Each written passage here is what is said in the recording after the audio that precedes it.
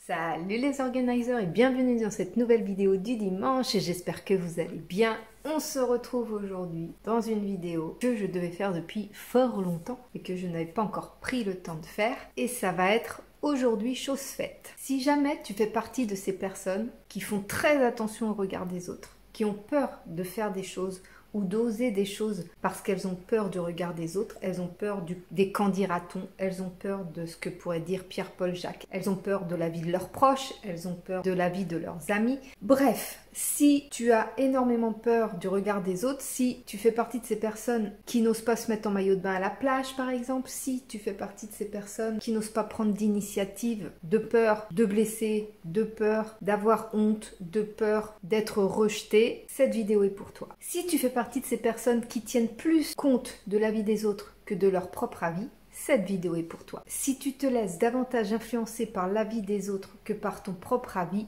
cette vidéo est pour toi. Si face à des commentaires, face à des conversations où le poil t'hérisse à chaque fois que tu tombes sur une personne dont le comportement ou les propos te dérangent, cette vidéo est pour toi. Si tu te dévalorises, si tu parles mal de toi, si tu as tendance à te rabaisser, si tu as tendance à te sous-estimer, si tu as tendance à penser que tu ne mérites pas, cette vidéo est pour toi. J'ai certainement oublié des exemples à te donner par rapport aux bienfaits que cette vidéo peut t'apporter. Donc si tu ne te sens pas concerné par ce que je viens d'énumérer, reste quand même parce que cette vidéo, je suis sûre, va pouvoir t'aider. Si tu fais partie de l'ensemble des exemples que je viens de donner, il y a de fortes chances que tu souffres du manque d'amour envers toi-même. Je pense honnêtement et sincèrement que nous manquons tous à des degrés différents d'amour envers nous-mêmes. Et selon ce manque d'amour envers nous-mêmes, nous n'arrivons pas à manifester tout ce qu'on désire. C'est comme si on avait notre but, l'objectif, le cadeau à portée de main, mais qu'on décidait d'y renoncer. Parce qu'on a des croyances, parce qu'on se sous-estime,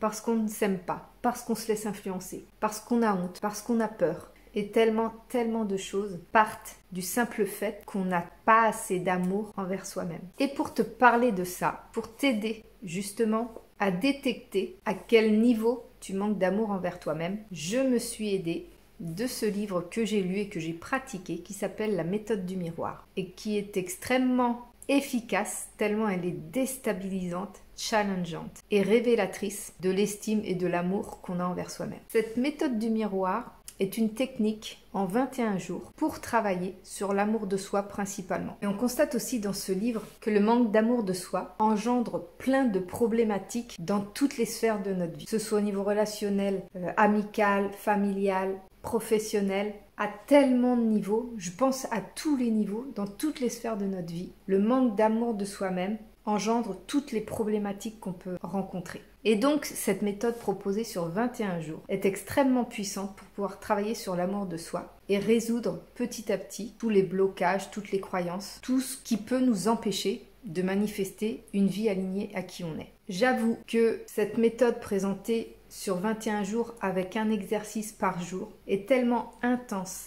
est tellement challengeante, est tellement forte par rapport à la transformation intérieure qu'on peut connaître grâce à cette méthode, que 21 jours, faire un exercice par jour, donc 21 exercices en 21 jours, c'est extrêmement perturbant à tel point que moi, je n'ai pas fait un exercice par jour, mais je faisais un exercice jusqu'à temps qu'il soit intégré avant de passer au suivant. Et je te conseille, par mon expérience personnelle, de prendre le temps d'intégrer chaque exercice. Parce que rien qu'un des premiers exercices très puissant, c'est celui, je pense, qui m'a le plus perturbée parce que je ne pensais pas manquer d'amour envers moi-même à ce point-là. Il m'a fallu quand même plusieurs jours pour intégrer qu'effectivement, j'avais un manque d'amour envers moi-même qui était assez important et très déstabilisant. Je vais t'énumérer brièvement sur quoi tu vas travailler pendant ces 21 jours. Donc la méthode du miroir, c'est comme son nom l'indique, comme le titre l'indique, c'est de te parler à toi-même devant ton miroir. C'est de te regarder dans les yeux et de te parler. Comme si tu parlais à ta meilleure amie, comme si tu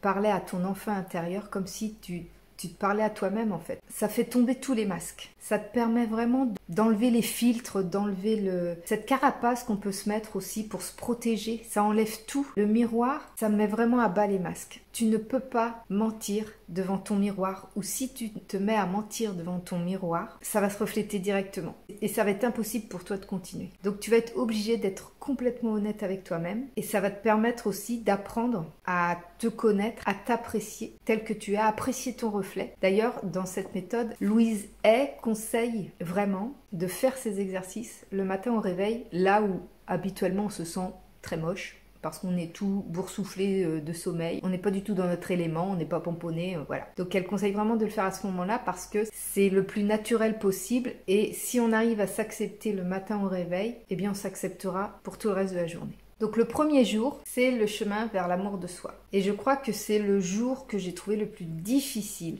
parce que c'est le premier jour où devant le miroir, tu te dis je t'aime. Et j'avoue que quand je suis allée me dire je t'aime devant mon miroir, je me suis mise à pleurer. Et je m'y attendais tellement pas parce que je me suis dit souvent je t'aime, mais jamais devant un miroir. Ça m'a fait remonter plein de sentiments par rapport au manque d'estime que j'ai envers moi-même, plein d'exemples comme quoi je passais les autres avant moi, plein d'exemples comme quoi je me sentais pas légitime, que je me sentais pas méritante, que je me rabaissais. Ça a fait ressurgir, rien qu'en me disant je t'aime devant le miroir, ça a fait ressurgir plein de sentiments complètement contraires à ce que je venais de me dire devant le miroir. Et c'est extrêmement déstabilisant. Donc ce qui est rassurant, c'est que les jours suivants et pendant les 21 jours qui suivent, et même au-delà, puisque moi je continue, j'essaye le plus souvent possible, j'essaye tous les jours, mais c'est pas forcément tous les jours, mais j'essaye le plus souvent possible de me regarder devant le miroir, de me parler devant le miroir et en me disant des gentillesses. Et quand dans la journée,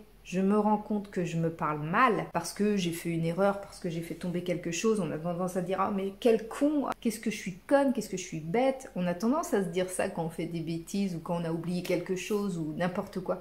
Mais en fait, il faut faire attention à la manière dont on se parle. Et quand tu fais cette méthode-là, quand tu pratiques cette méthode-là, ça te montre comment tu te parles dans ta journée. Et j'ai remarqué le nombre de fois tellement énorme où je me parle mal dans la journée. Et donc à chaque fois que je me parle mal dans la journée maintenant, eh bien, je rectifie aussitôt. Par exemple, si j'ai oublié de faire quelque chose et que je me dis « Oh mais merde, quel con, j'ai oublié ça !» Eh bien, aussitôt je me dis « Non Nelly, tu n'es pas con, tu es merveilleuse, tu es formidable, tu es intelligente et tu es capable de le faire, tu es capable d'y arriver et c'est pas grave. Si tu as oublié, tu es humaine. Et comme tout humain qui se respecte, on a des oublis, on fait des erreurs, bref, il n'y a rien de grave en soi. Mais ça ne doit en aucun cas enlever le respect que tu dois avoir envers toi-même. Donc je me dis des gentillesses, ce qui me vient en fait, et qui va impacter positivement ce que je viens de me dire négativement. Donc le premier jour, le chemin vers l'amour de soi, donc peut-être que tu seras comme moi, que tu réagiras comme moi. Et donc là, c'est très déstabilisant. Donc prends quelques jours pour intégrer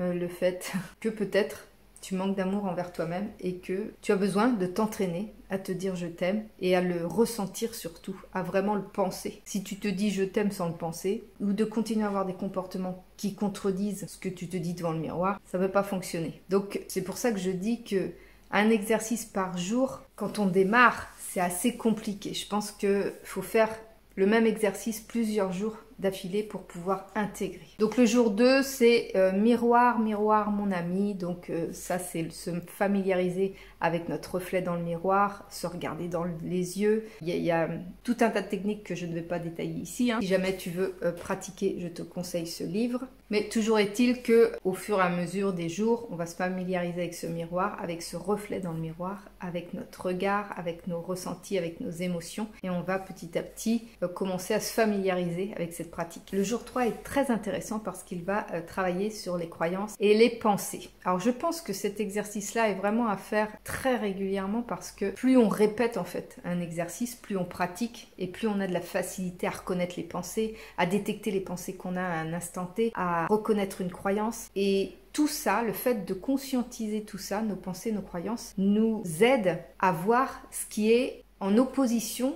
avec ce qu'on souhaite créer dans notre vie. Moi, pour te donner mon exemple personnel, si ça peut te parler, c'est que je ne comprenais pas pourquoi je n'arrivais pas à gagner davantage. financièrement parlant, je reste à un plafond, on va dire, un seuil de tolérance, mon fameux seuil de tolérance qui tourne autour des 1000 euros et que je n'arrive pas à augmenter. Et donc je me disais, pourtant je fais des efforts, j'essaye de faire tout ce que je peux pour augmenter cette abondance financière et je n'y arrive pas. Et grâce à cette technique, je me suis rendu compte que je me sabotais moi-même. Je me suis rendu compte que j'avais tendance à me dévaloriser devant les gens, à leur parler de mes compétences ou de mes dons de façon que moi je pensais très humble, alors qu'en fait c'est d'une manière qui met le doute aux gens. C'est-à-dire que j'ai eu plein de témoignages par rapport à mon magnétisme, par exemple, plein de témoignages, ou même par rapport à mon accompagnement, j'ai eu plein de très bons retours. J'ai eu des personnes qui ont eu des déclics. J'ai vraiment aidé des personnes à comprendre des choses par rapport à leur comportement, ce que moi je fais sur moi-même. En fait, je transmets ma façon de faire aux autres pour qu'ils puissent eux aussi avoir des déclics comme je peux en avoir moi aussi et pour pouvoir avancer dans la vie. Et malgré des bons retours, malgré des compliments, malgré le fait que les gens me recommandent, etc., quand quelqu'un me demande finalement de me vendre, entre guillemets, c'est pas vraiment comme ça, mais quand il faut que je me vende, quand il faut que je montre patte blanche ou quand il faut que je confirme que je suis capable de ceci ou cela, eh bien automatiquement je m'auto-sabote. Je vais minimiser mes compétences, je vais minimiser mes capacités, je vais douter et dans mon vocabulaire, dans mes phrases, dans mes mots, dans ma transmission, je vais le faire ressentir aux gens. Et c'est ce qui provoque le doute en fait, ça met le doute et du coup finalement les gens sont pas rassurés. C'est comme quand tu vas acheter, on va dire une machine à laver. Tu vas acheter une machine à laver et ce que tu veux c'est que le vendeur puisse te dire quelle capacité elle a, quels avantages elle a, qu'il connaisse son produit en fait. Et si tu te retrouves face à un vendeur qui doute de son produit, qui dit je sais pas si elle a ces capacités-là, je sais pas si elle va tenir 5 ans, je sais pas. Enfin, tu vois, tu vas pas être rassuré. Tu vas douter toi aussi. Tu dis,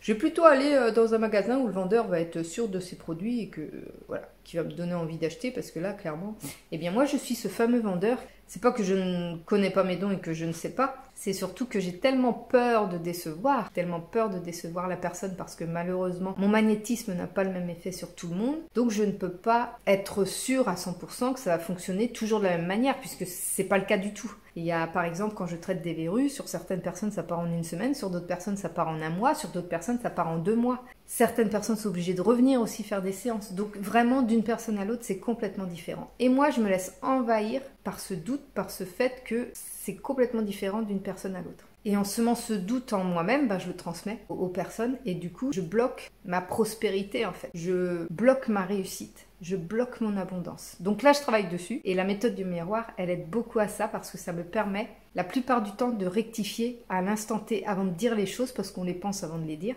Avant de dire les choses, de me stopper et de dire non, si tu dis ça, ça va semer le doute. Donc, change ta phrase, change ton affirmation tout en restant humble. Je vais pas non plus rouler des mécaniques et dire que je suis formidable et merveilleuse et que ça marche à tous les coups. Non, je peux pas dire ça parce que c'est pas vrai. Ça n'a pas marché à tous les coups, ça marche beaucoup sur la majorité des gens. Et c'est ce que je dis, ça fonctionne sur la majorité des gens. Mais c'est vrai que sur certaines personnes, mes dons à moi, mon magnétisme à moi, a moins fonctionné. Donc voilà, ça c'est un des exemples par rapport au travail sur les croyances et sur les pensées et c'est hyper puissant comme exercice du miroir parce que vraiment, c'est comme si tout le reste de la journée, tu avais ce miroir devant toi et que tu te voyais en train de dire les choses et du coup, t'as comme un stop, comme une alerte et ça te permet de rectifier au fur et à mesure et c'est à force de répétition, à force de rectifier à chaque fois qu'on se transforme intérieurement et qu'on transforme sa vie extérieurement. Le 4e jour dans la méthode du miroir, c'est de se libérer de son passé. Alors là aussi, ça m'a aidé vraiment à reconnaître un fardeau du passé dont je n'avais même pas conscience. Donc c'est extrêmement puissant comme exercice parce que rien qu'en se regardant et en pratiquant ces exercices comme elle l'indique dans le livre, il y a vraiment des déclics, des révélations en fait qui arrivent et qui nous permettent de mettre le doigt sur des choses dont on n'avait même pas conscience. Donc c'est vraiment très puissant comme exercice. Le petit bémol entre guillemets, c'est que c'est un livre qui va parler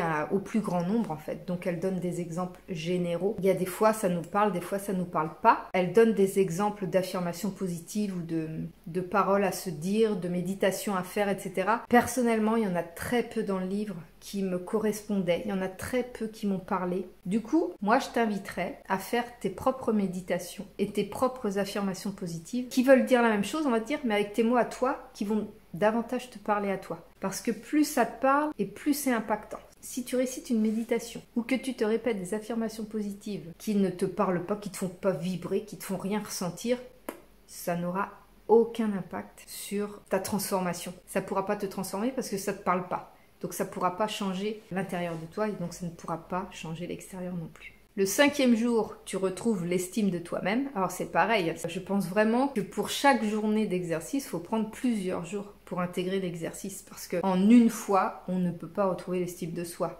Il faut vraiment le faire en plusieurs jours, toute sa vie en fait. Mais c'est super important de pouvoir finalement choisir ce qu'on a envie de travailler. On peut après, une fois qu'on a fait les 21 jours, qu'on a expérimenté les 21 jours, eh bien on peut choisir un exercice et puis le faire plusieurs fois. Là, j'ai voulu les faire à suivre parce qu'il y a une certaine chronologie, mais une fois que tout est fait, eh bien, on peut choisir l'exercice dont on pense qu'il pourrait nous faire un maximum de bien. Le jour 6, c'est adieu critique. Alors là, depuis que j'ai fait cet exercice, je ne me critique plus. Je me critiquais pas beaucoup, mais je me critiquais quand même. Donc là, je ne me critique plus, mais en plus, je ne critique plus et je ne juge plus les gens autour de moi. Déjà, j'avais beaucoup ralenti ça parce que quand on est en repas de famille, quand on est en société, quand on est en groupe d'amis, quand on est entre collègues, tu as certainement tous les jours un collègue, un ami, quelqu'un de ta famille qui va critiquer Pierre-Paul Jacques parce que il a acheté une nouvelle voiture, parce que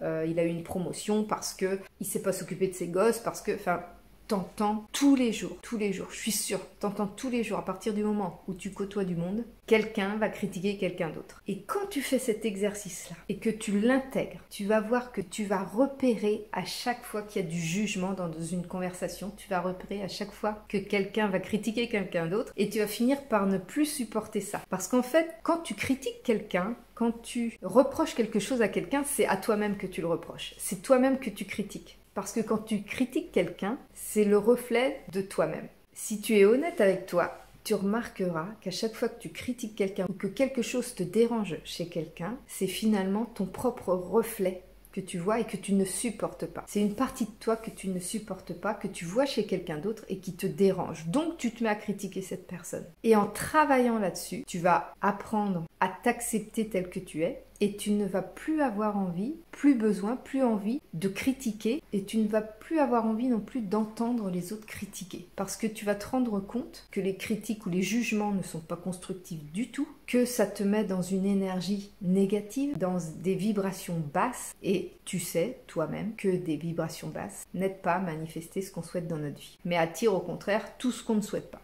Et donc le jour 7, donc elle fonctionne aussi par semaine, donc le jour 7 qui correspond à la fin de la première semaine, eh bien c'est le bilan, c'est voir à quel niveau on est arrivé au niveau de l'amour de soi-même. Donc le jour 7, on fait un petit peu le bilan de toute la progression qu'on a fait depuis le premier jour. Donc moi, ces 7 jours, je les ai faits en une quinzaine de jours facilement, entre 15 et 20 jours. Donc tu vois que les 21 jours sont bien loin. Mais franchement, moi, ça me correspondait mieux de vraiment prendre le temps de faire chaque exercice parce que c'est vraiment très dense. C'est très dense à assimiler et à intégrer. Donc prends ton temps, on n'est pas à la minute. Je pense qu'elle a voulu faire aussi un titre accrocheur pour dire en 21 jours tu transformes ta vie. Et on aime, nous, changer notre vie en 21 jours. On aime prendre de nouvelles habitudes en 21 jours. Mais en fait, c'est pas les 21 jours qui comptent. Parce qu'au bout de 21 jours, si tu fais les choses à contre-cœur, tu prendras pas plus l'habitude ou tu répéteras pas plus les choses que si tu ne les avais pas fait du tout. En fait, ça te permet juste de voir ce que ça pourrait apporter, mais la vraie valeur que ça t'apporte, c'est quand tu le répètes à vita aeternam, en fait. C'est là que ça va vraiment t'apporter une vraie valeur. Donc ensuite, on aborde la deuxième semaine, qui est donc le jour 8, où là, on va commencer à travailler sur son enfant intérieur. Alors là aussi, c'est très intéressant. Il y a des exercices qui vont nous ramener à nos souvenirs. Va y avoir une photo à trouver de quand on était enfant. Se regarder cet enfant se parler à soi-même comme si on était l'enfant qui est sur la photo. Enfin, il y a tout un tas d'exercices hyper intéressant et hyper fort à faire par rapport à ça. Alors moi, j'ai de très bons souvenirs d'enfance. Je m'aimais beaucoup étant petite, mais j'avais aussi énormément d'amour autour de moi quand j'étais petite. J'étais vraiment dans le monde des bisounours, donc j'ai eu aucune difficulté à me connecter à mon enfant intérieur. Mais ce que ça m'a permis de faire, c'est de justement m'y connecter à chaque fois que j'en ai besoin, à chaque fois que je me sens trop dans ce monde d'adulte très dur où on a beaucoup de responsabilités, où les choses ne vont pas forcément comme on veut, le fait de se reconnecter à son enfant intérieur, à retrouver cette liberté et cette insouciance de l'enfance, ça aide vraiment à lâcher prise, à prendre du recul sur tout un tas de choses. Donc c'est un exercice très puissant, très intéressant à faire. Donc la rencontre avec son enfant intérieur se passe les 8e et 9e jours, c'est en 2 parties. Et ça n'est vraiment pas de trop. Le 10e jour, on va aborder le corps. Alors là, c'est pareil. Moi qui vieillis, moi qui subis actuellement les transformations dues à la préménopause plus ma maladie d'hypothyroïdie, mon corps se transforme, je grossis, je n'ai jamais eu de ventre comme j'en ai actuellement. On dirait que je suis enceinte. Je le dis pour rire, mais je me dis, je suis enceinte de la préménopause. Je suis plus enceinte d'un enfant, je suis enceinte de la préménopause, c'est formidable. Avec la méthode du miroir, on va vraiment apprendre à accepter son corps, à s'accepter tel que l'on est et à se remercier, à remercier ce corps de pouvoir quand même nous permettre de faire tout un tas de choses, même s'il n'est pas aussi parfait qu'on le souhaiterait. Le jour 11 va permettre de se libérer de la colère, le jour 12 va permettre de se libérer de la peur. Alors j'avoue que la partie de la colère, ça m'a moins parlé parce que je n'ai pas de colère en moi. Beaucoup plus la blessure d'injustice, mais j'ai pas vraiment de colère en soi. Mais pour certaines personnes, je sais qu'il y en a qui ont beaucoup de colère en elles et donc ça va vraiment pouvoir aider à atténuer cette colère, à dissiper cette colère.